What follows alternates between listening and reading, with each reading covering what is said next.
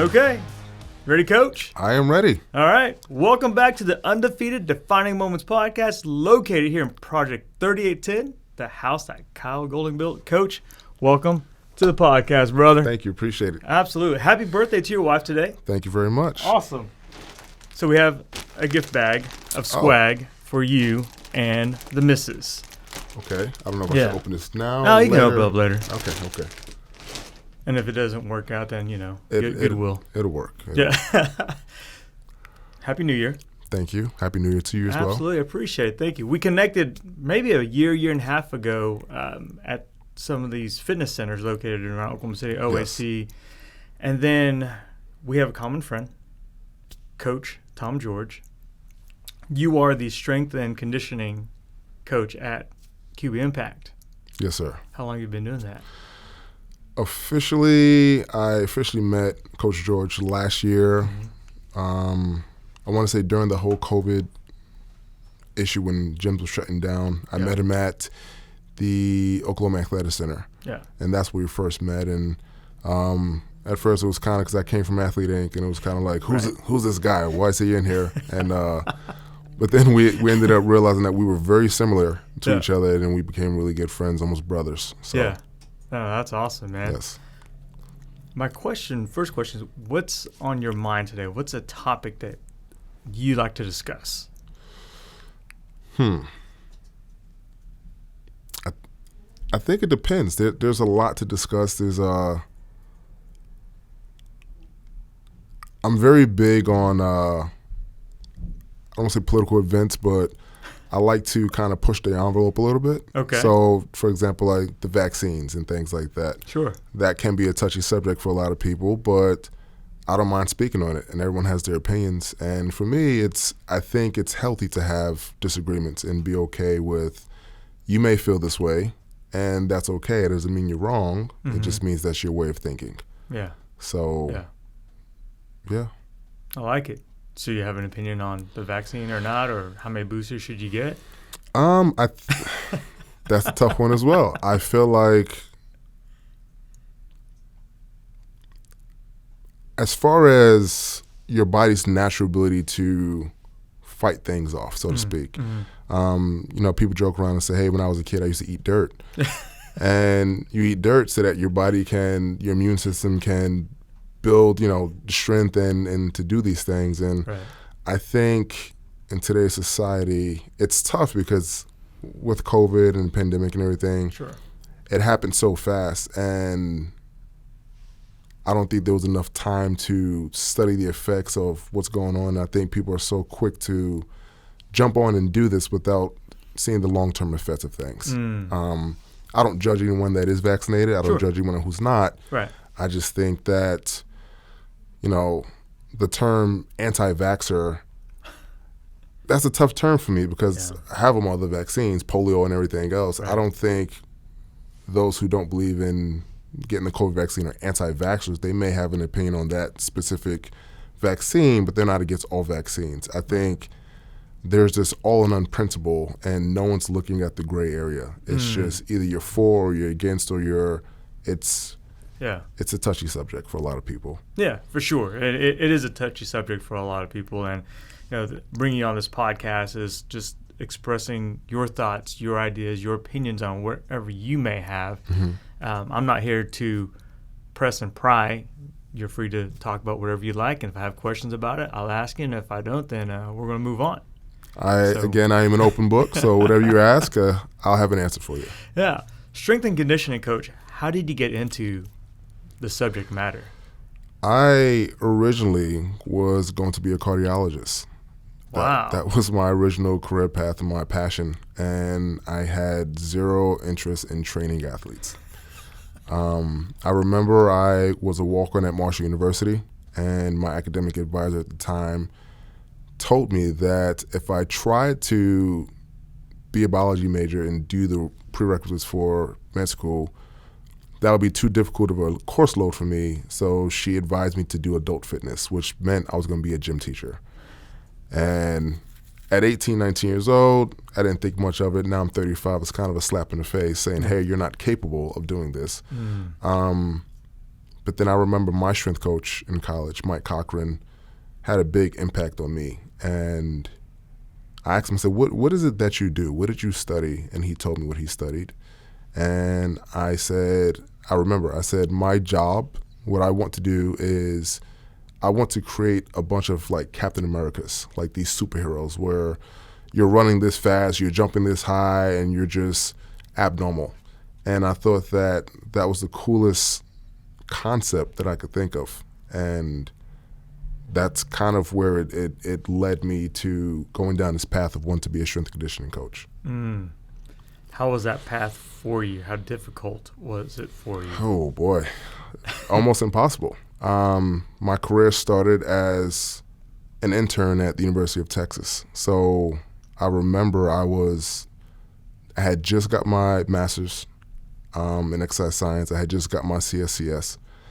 And in my mind, hey, I'm certified. I have my master's. Like, I should get a job. That's not how the world works. It was this young millennial entitlement mindset of, I have this, so give me this. And I was not prepared for what the world had to offer. And I remember sitting in my bed at my parents' house, crying, trying to figure out, how do I get into this field? Every job I applied for, I got rejected because no one knew who I was.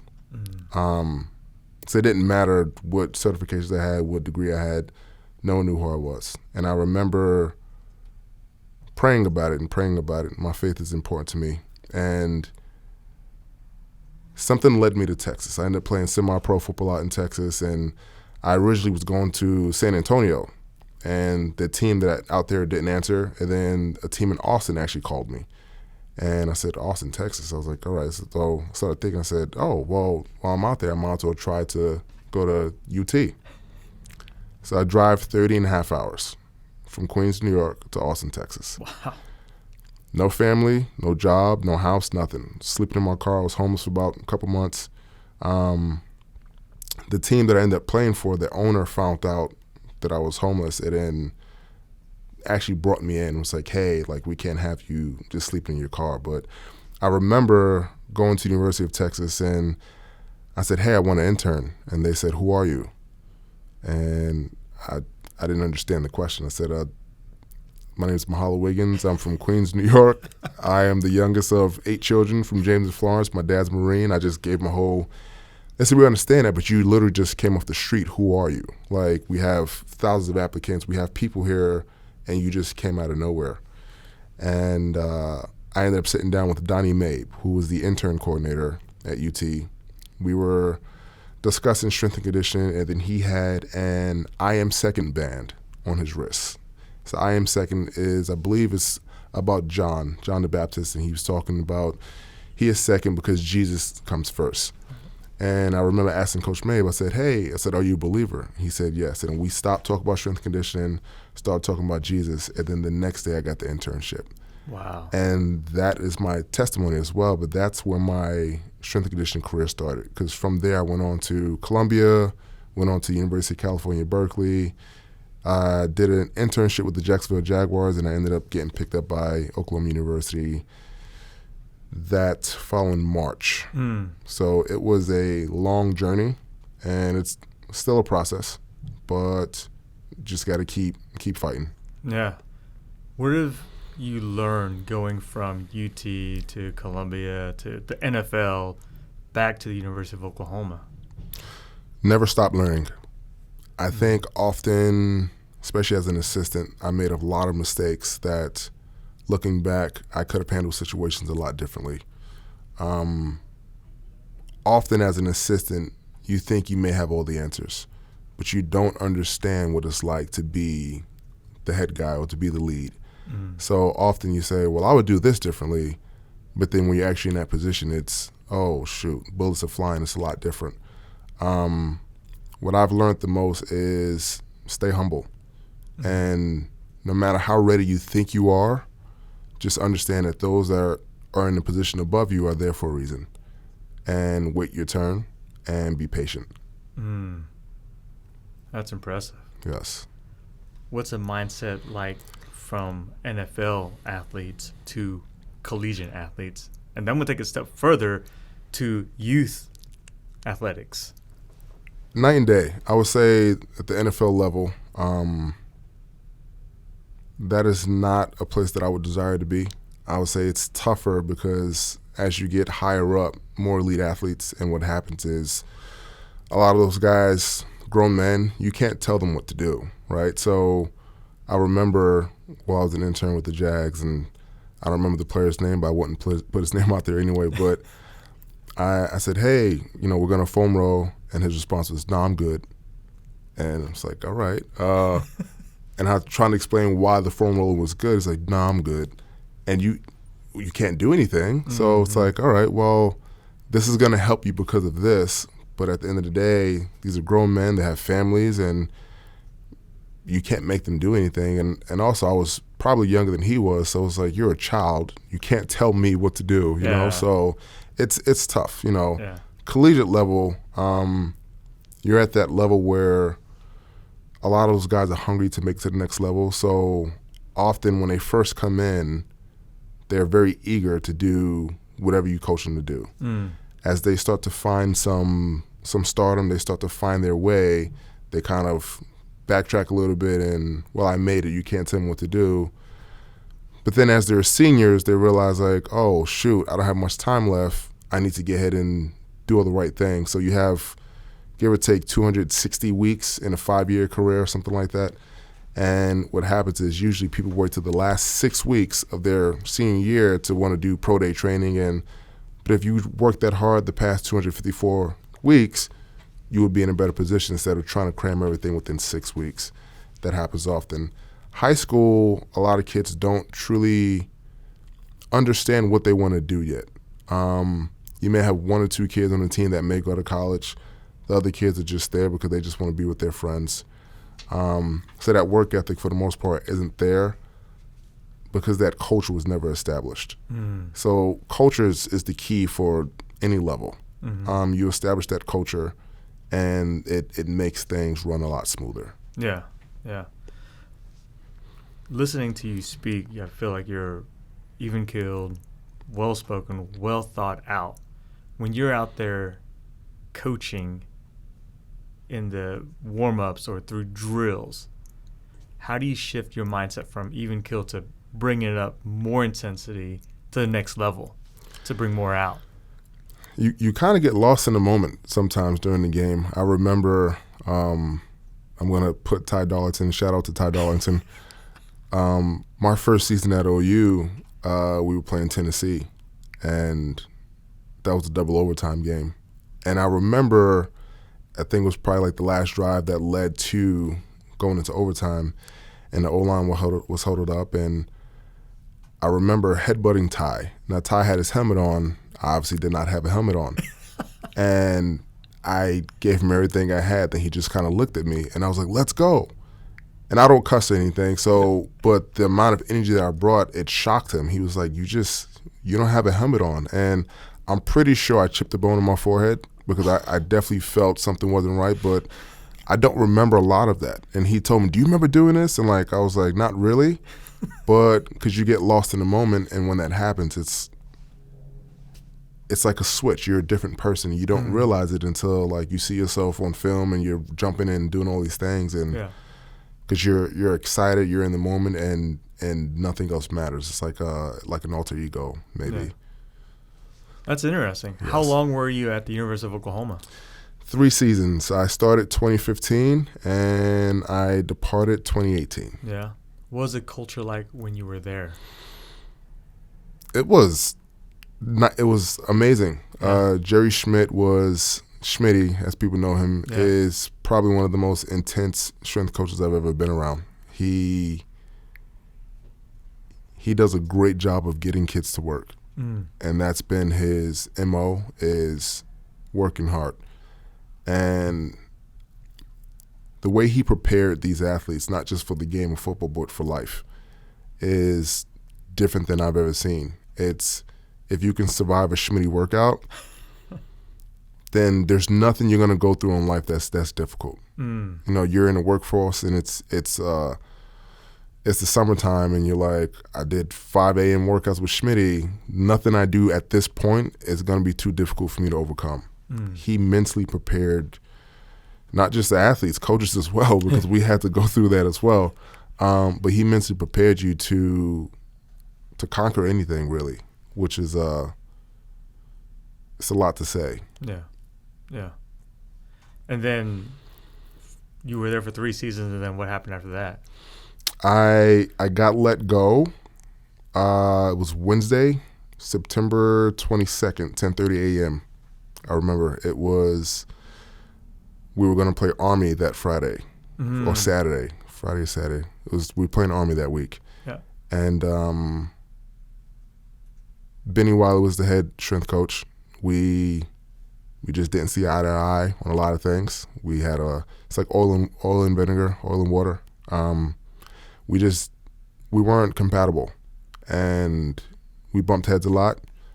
Never in front of the players. I would never be disrespectful in front of the players. We would, behind closed doors, have a disagreement. But sure.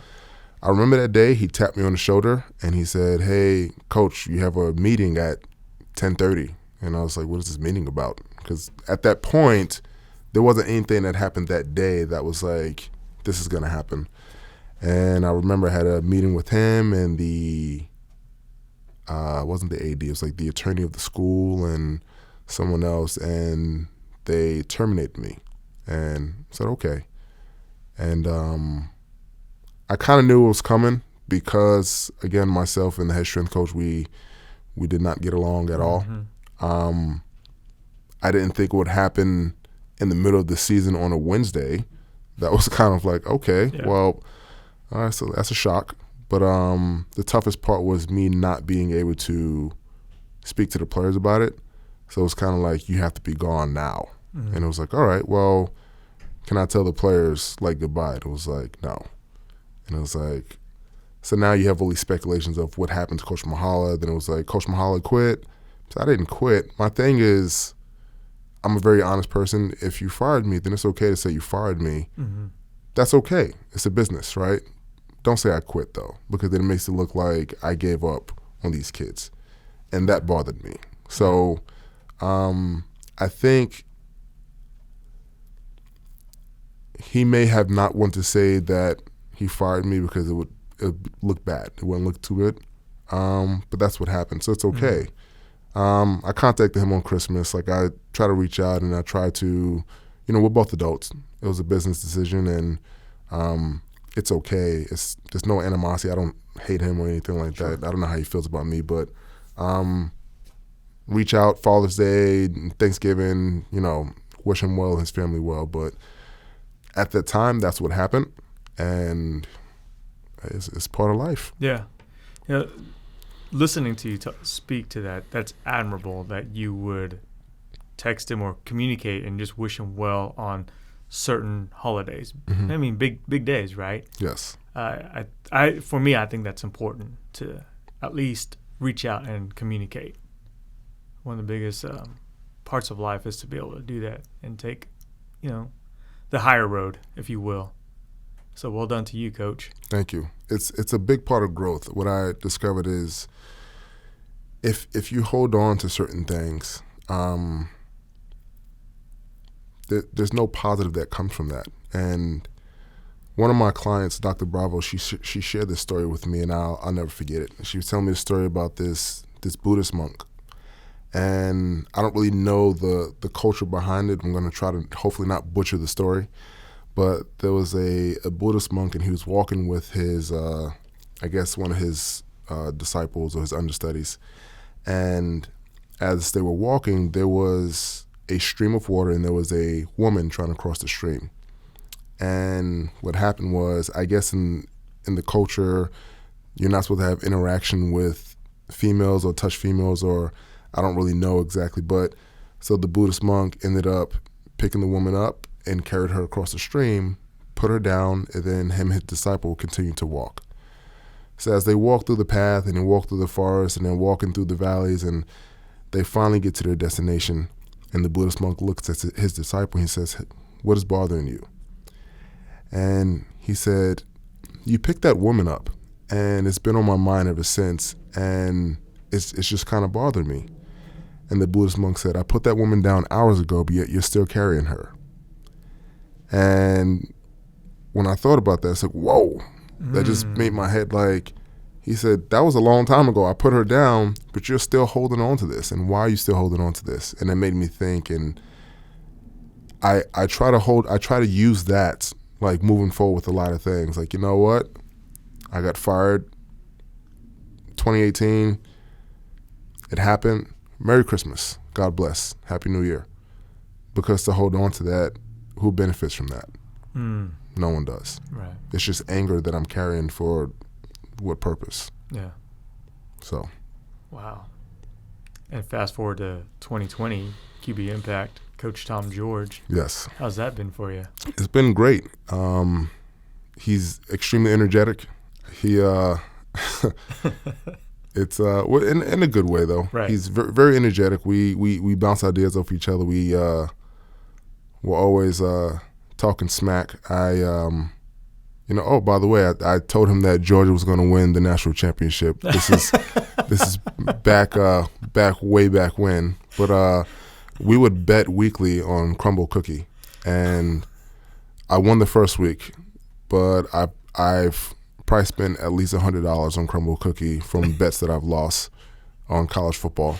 But yeah, he's just an awesome person, more of a brother and a mentor to me. Helps me grow a lot in ways I never thought of, because he doesn't sugarcoat anything, and if I'm wrong, he'll say, hey, you're wrong, and I have to sit and think about it. And it's tough admitting, like, hey, I'm wrong, but he will not hesitate to let me know, like, no, that way of thinking is not right. So it's he's helped me grow a lot. Yeah. What do you search for in a mentor? Do you have any mentors? I have, outside of family, I have maybe 2 or 3 actual mentors. The guy who taught me almost everything I know in terms of strength and conditioning, Ryan Sidzik. He was at Stanford. That was the guy I originally worked for at Columbia. And I remember I was at Columbia, and the University of California, Berkeley had a job available. And he said, okay, well, it was nice work with you, like, take the job. And I refused to take the job. I said, oh, but these kids, I don't want to lead these kids. And he told me, if you don't take the job, I'm going to fire you. And I looked at him, and he said, that's the only way you'll take the job. If you don't take the job, you won't have a job here. So he was going to fire me if I didn't go and progress my career. And 2 things that he taught me was, I believe it's Eleanor Roosevelt, no one cares how much you know until they know how much you care. You can read all the books and have the best programming in the world, but it doesn't matter if the kids don't respect you or understand that you have their best interests at heart. So if I tell a kid we're going to do 1,000 push-ups, they'll probably smile and say, all right, well, let's do it, because they trust what I'm saying. Right. And well, actually 3 things. He said, build a rapport. Always build a rapport with your athletes. And control the room. So control the room doesn't mean control it with fear and chaos. A lot of times loyalty is the best way. When people fear you, it comes rebellion. Rebellion comes. So there's no respect there. It's just kind of, at some point, they're going to backtalk you and they're going to do whatever they want to do. But when people respect you, it's a different ballgame. So at that point, the athlete is more concerned with me being disappointed than me being angry. And it's kind of like with your parents. If your parents are angry at you, then it's like, all right, they're angry, they'll get over it. Right. But when they're disappointed in you, it's like, oh man, I let them down. And that comes with respect. So build rapport. No one cares how much you know until they know how much you care. And control the room. And those 3 things have been a staple in my strength and conditioning career, and I learned that from Ryan Sidzik. That's amazing. Well, I can see that when I went to Arlington, when you guys had the QB Impact Camp in Dallas, Texas, or Arlington, Texas, inside the stadium, and you were going through the warm-ups. I felt like you controlled there's hundreds of kids out there. Yes. And I felt like he controlled that environment with hundreds of kids. So that's impressive. And some of them you knew, but most of them were just first time. Yes. Right? So how did you get to know them on a more, not necessarily personal level, one-to-one, but how did you get to earn their respect and trust? Allow yourself to be vulnerable.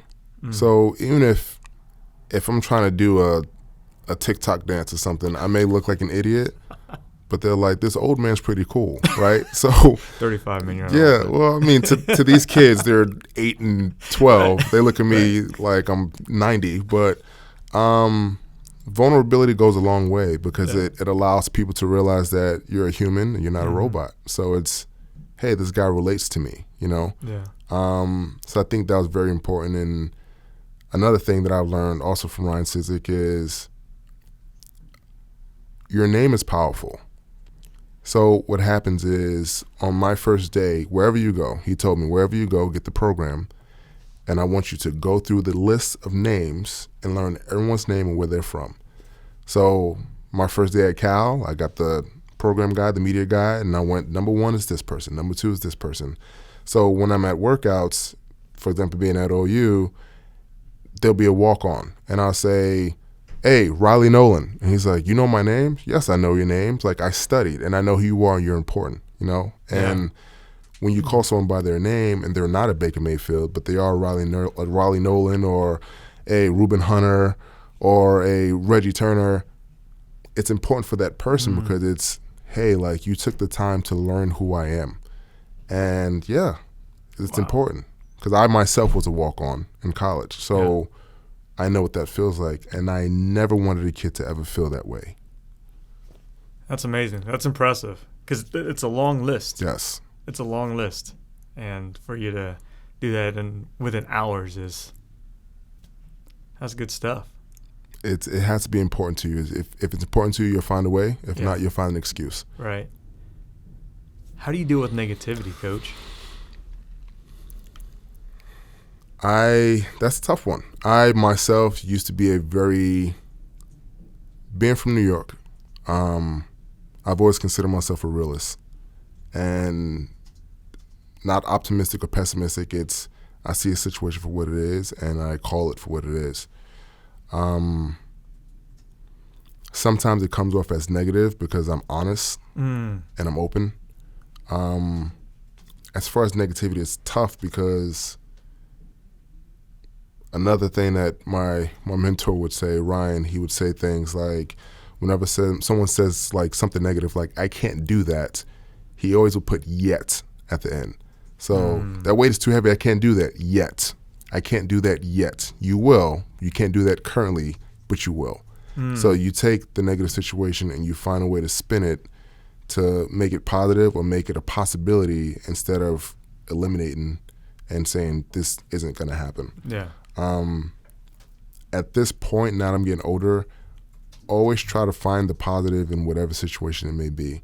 Yeah. So it doesn't necessarily mean be an optimist. It means instead of, and I got this from Tom, Coach George, solutions.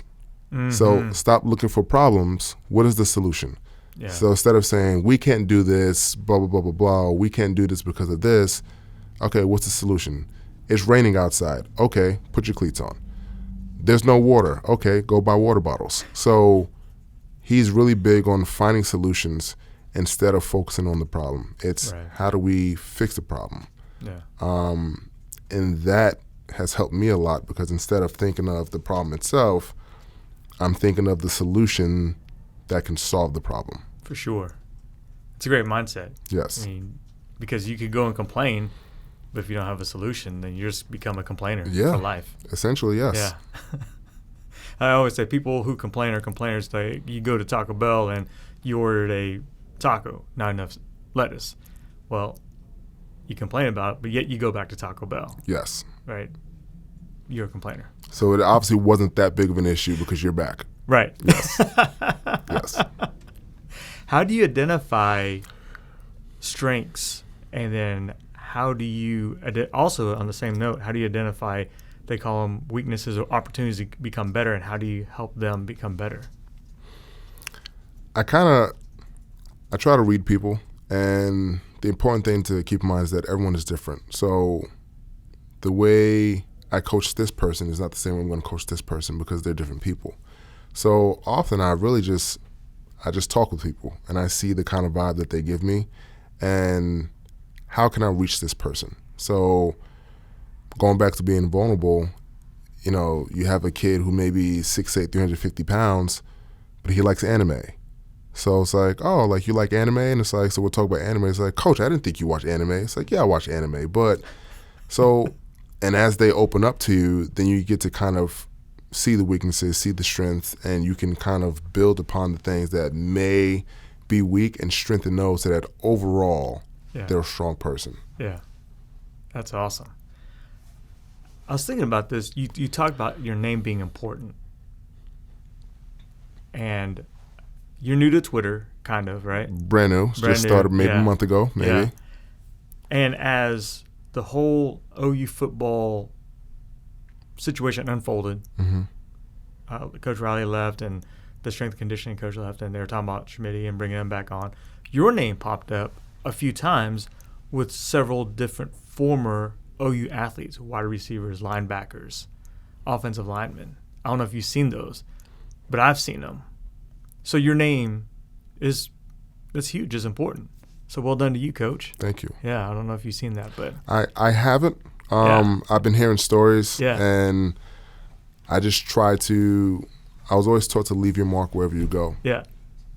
So just try to have an impact. And my father used to always teach me that, and actually Tom George says this as well. It doesn't matter if it's the CEO, if it's the janitor, treat them with respect. 100%. So, and that goes back to, it doesn't matter if you're Colin Murray or if you're some walk-on, you get the same, from me anyway, the same level of respect. So if it's Saturday morning, you want to do extra and you're the fifth string quarterback, I'll come in Saturday morning and help you do extra. I love it. So that's, I don't know. Being a strength and conditioning coach, I feel like you have to be methodical. You have to have certain habits. You have any morning habits you want to tell us about? I like to start my day with a cup of coffee and reading my Bible. Okay. So usually what I would do is I would wake up extra early. I'll brew a pot of coffee, and I usually do the Old Testament in the morning, New Testament at night, and midday I'll do a devotional.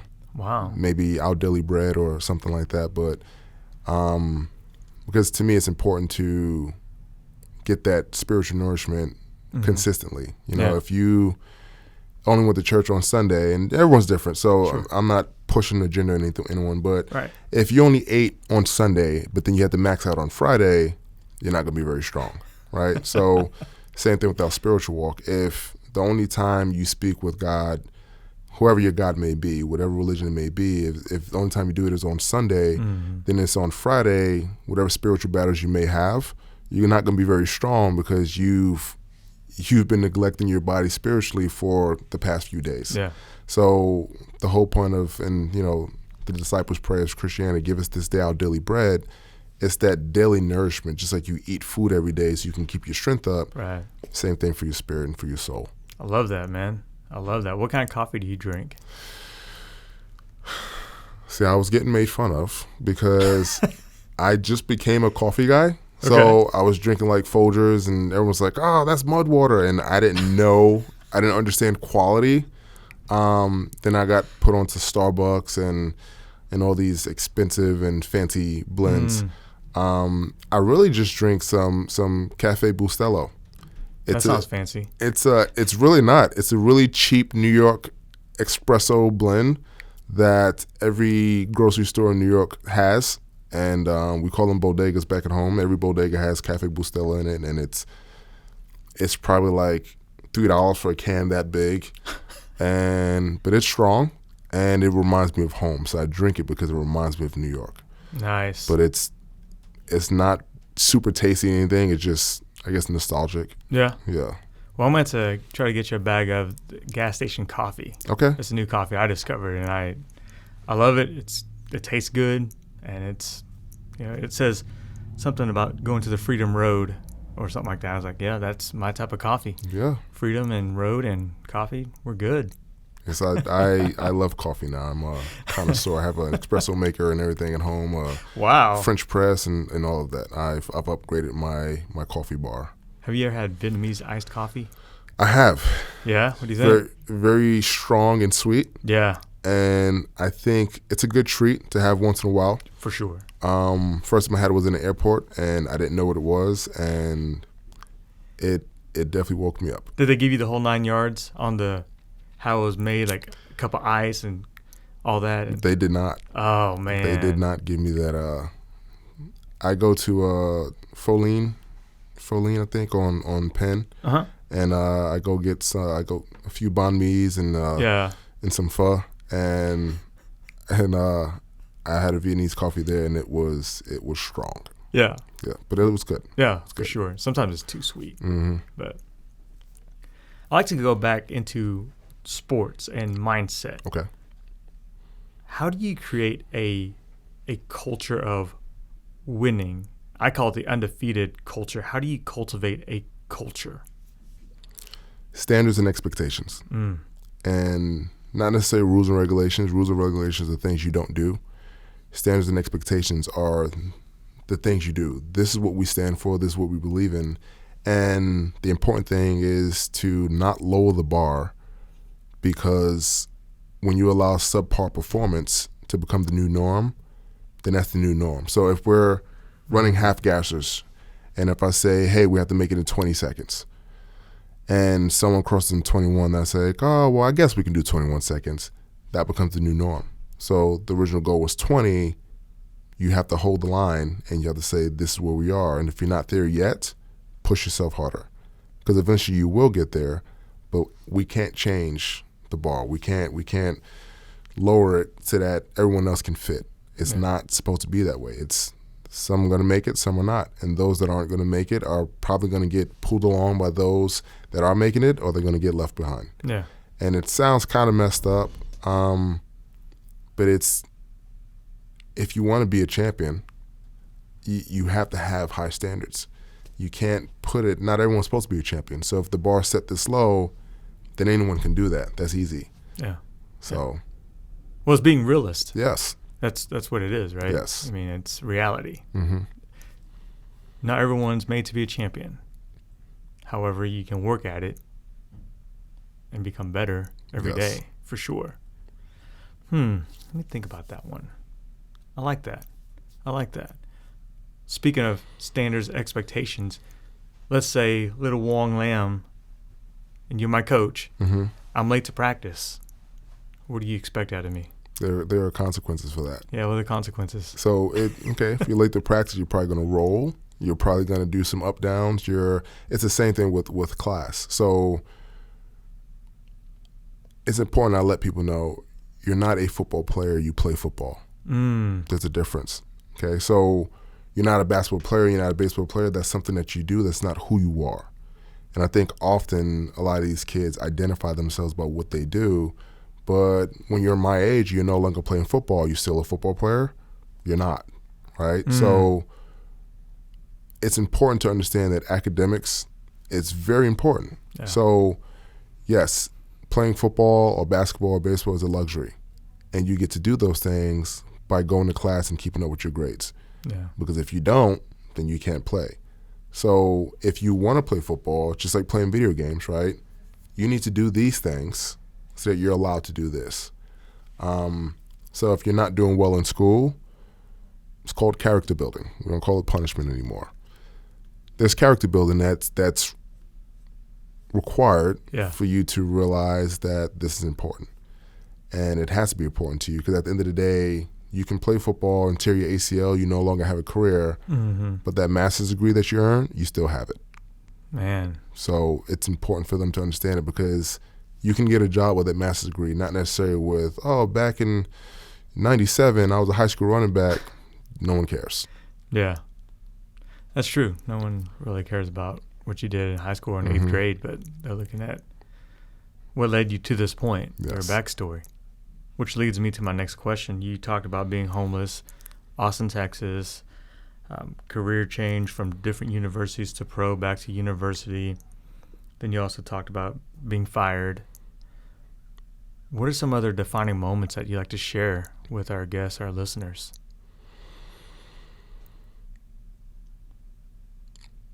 That's a good question. I would say the number one goal, in my opinion, is to help people.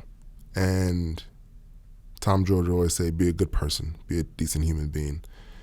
Some of the best training moments I had wasn't working with college or professional athletes. It was working with, you can call them regular people. One of my biggest training moments, and I remember I cried when this happened. I had a client, I believe his name was Michael. This is when I was an intern at Texas. I was working at Gold's Gym, and Michael had multiple sclerosis. Now, that hits home for me because my dad has multiple sclerosis.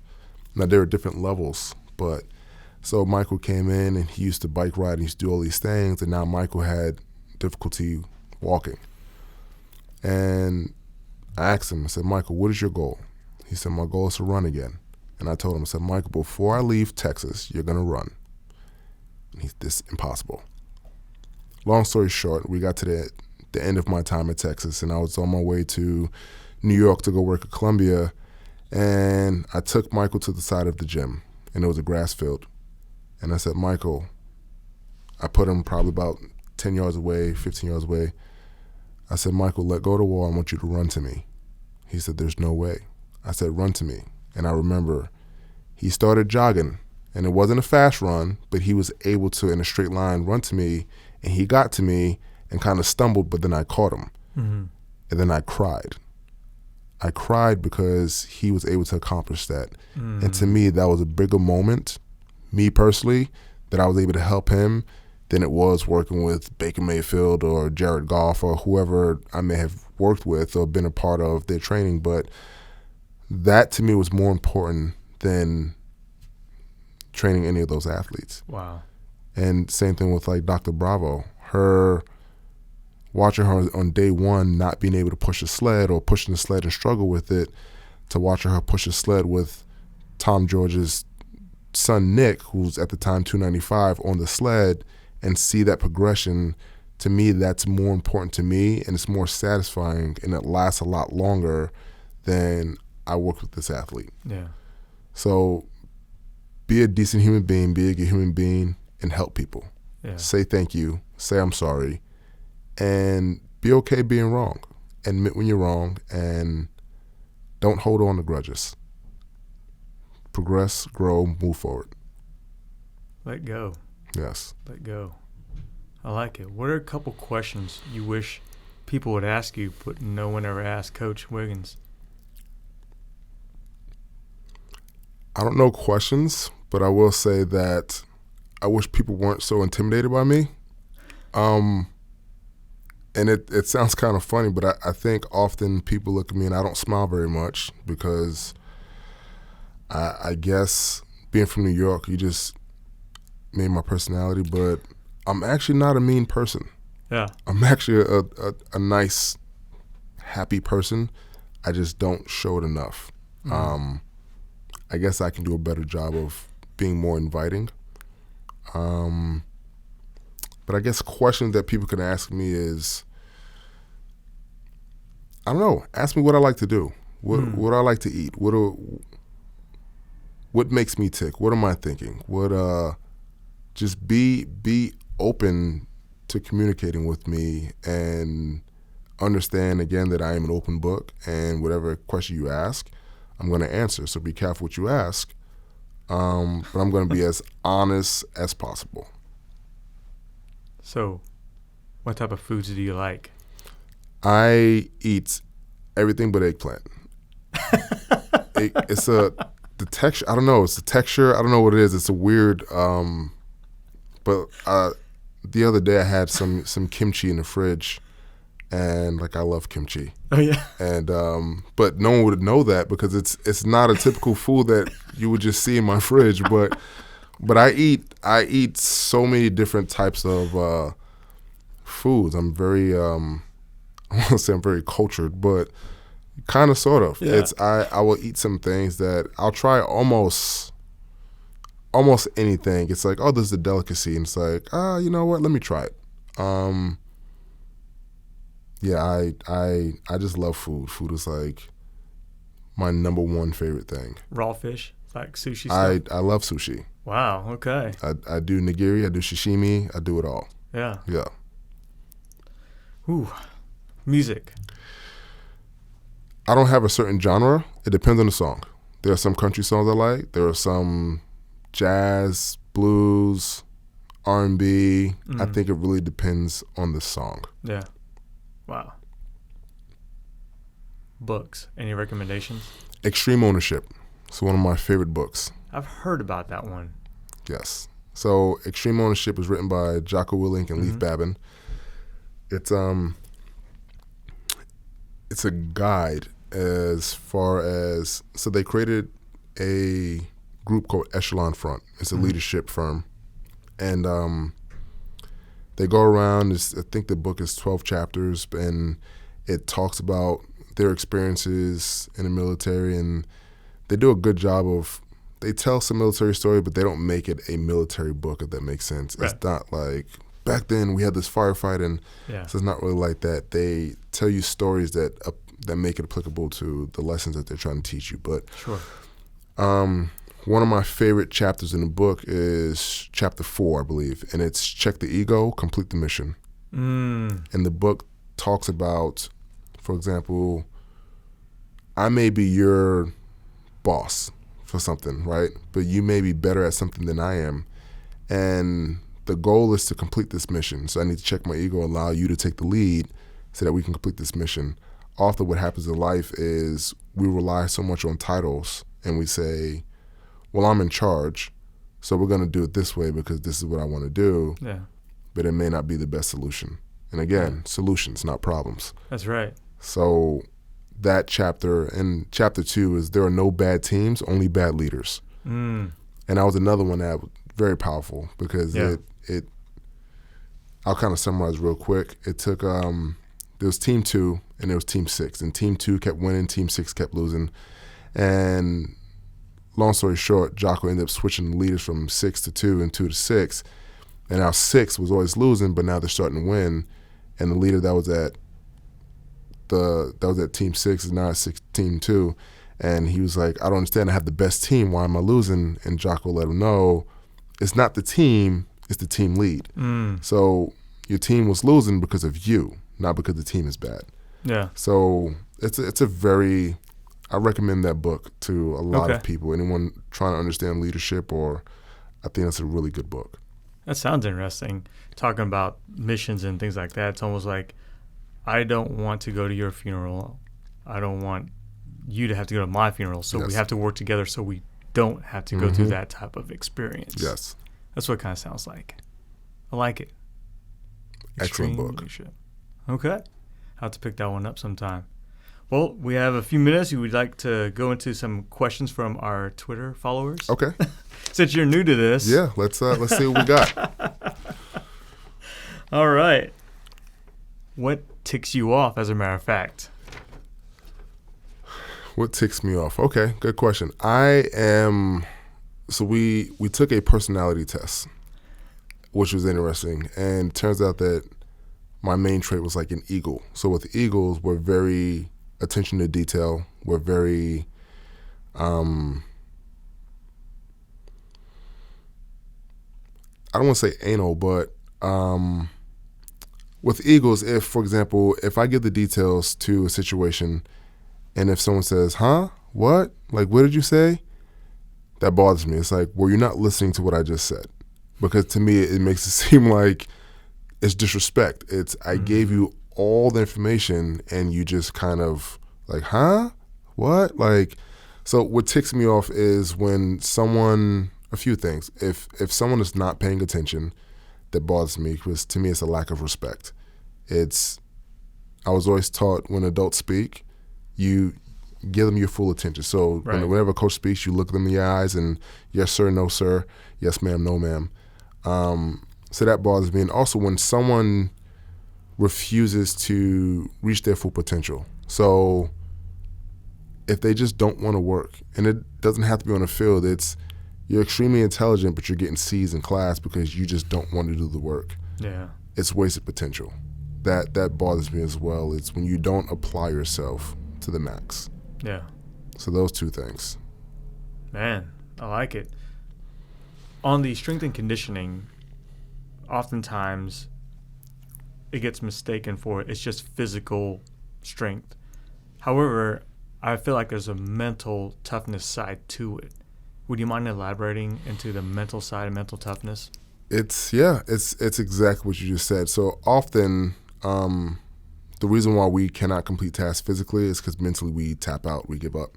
So it may be something as simple as when people say, I can't do anymore, but you can. And how far are you willing to go? And so I remember when I was in college, my coach would say, you'll pass out before you die. And that's not something you want to hear. But when you think about it, it's like, you know what? Like, as tired as I think I am, I'm not that tired.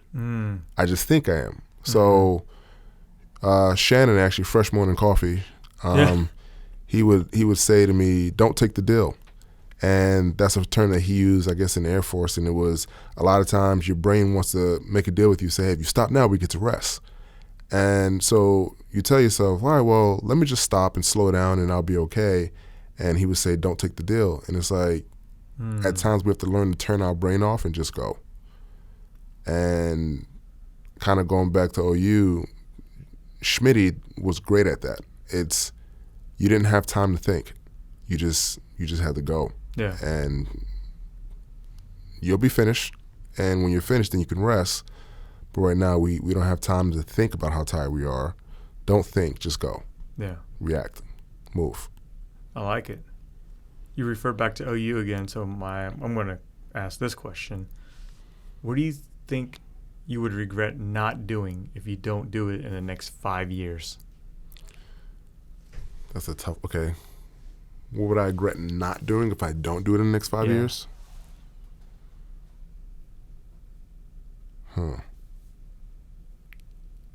Ultimately, my goal is to get back into college football. I have to ask myself, did I do everything possible to achieve that? So I think what I would regret is asking myself, did I do enough to achieve that goal, or did I just convince myself that I did, but I really didn't? So whether that is trying to, for example, reaching out to certain coaches and saying Merry Christmas, that in the past we may have not had a good relationship. And you don't do that so you can get a job in the future, but you do that so that maybe they can look like, you know what, maybe I made a mistake, or maybe this person isn't a bad person. It's make sure that you do everything within your power so that you don't handicap yourself. You don't want to burn any bridges and put yourself in a situation where this is happening because of me. Yeah. It sounds like a lot of ownership too, because you got to ask yourself the question. You got to be honest with yourself. The question is, did I do enough? And be as honest, realistic, from being New York as you are with yourself. And that goes back to extreme ownership. That's why that book is very important. That's awesome, man. What are a couple of your setbacks, and how did you overcome them? Setbacks. I would say two of my biggest issues that I have had that I'm still working on is pride and anger. And often when I get angry, you can tell because I usually get really quiet. And then I blow up. But it's not very often that happens.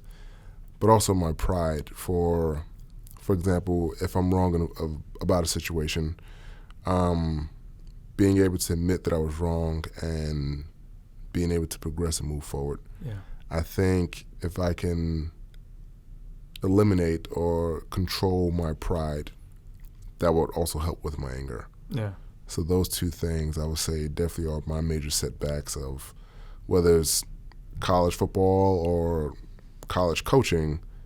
Those two things have resurfaced multiple times, which has led me to be in the situation I'm in now. Yeah. So yes, I would say those are my main 2 setbacks. Yeah. You think you and Coach Tom George could go take over a college football team and make them amazing with discipline? And I think with the right surrounding cast, anything's possible. Yeah.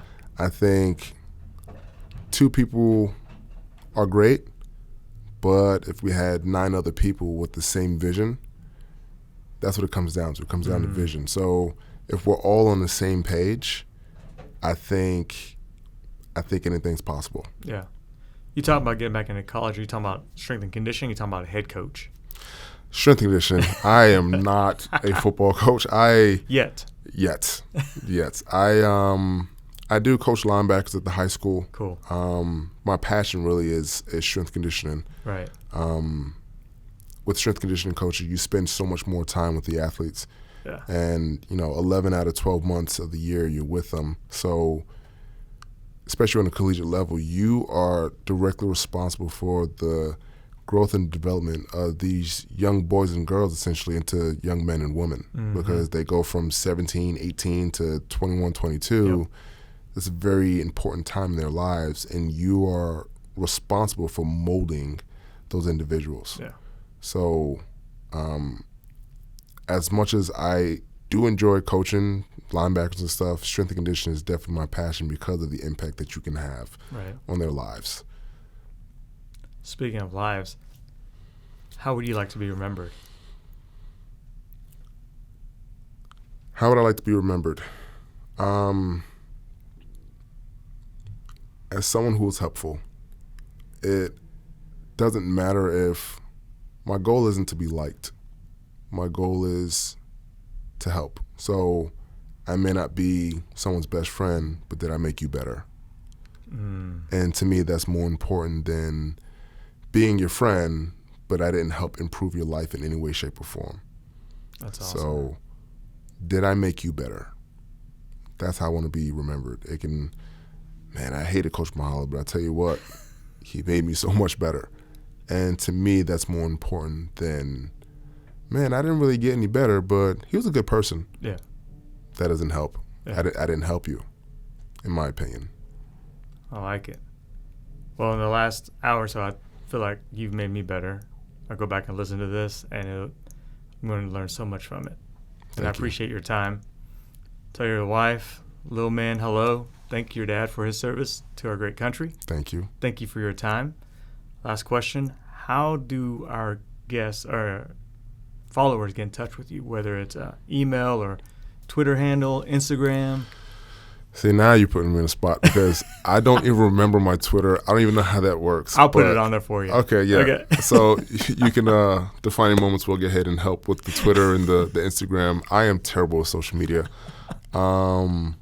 My email address, though, is my first and last name, mahalawiggins@gmail.com. Okay. But as far as social media, I'll allow you to help me in that department. We'll post it all on our show notes. We'll blast it out on social media. Man, thank you for joining us in studio 3810, the home of Kyle Golding. Appreciate it. Thank you for having me. You said Texas a few times, and we didn't melt down, so we're good. Yeah, right? We're good to go. Impressive. I appreciate you, Coach. Thank you. Thank you so much for your time. Yes, sir.